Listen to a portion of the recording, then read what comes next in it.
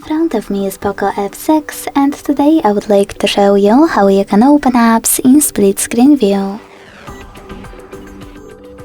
Begin by selecting one of your apps that you wish to use in this view on the top half of your screen and accessing it in the background.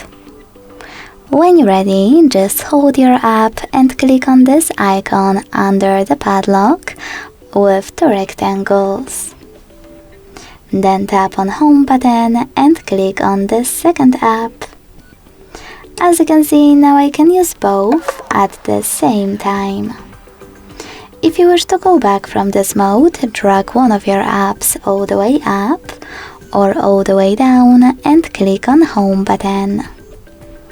Thanks so much for watching. If you enjoyed this video, leave a like, comment and subscribe. Bye!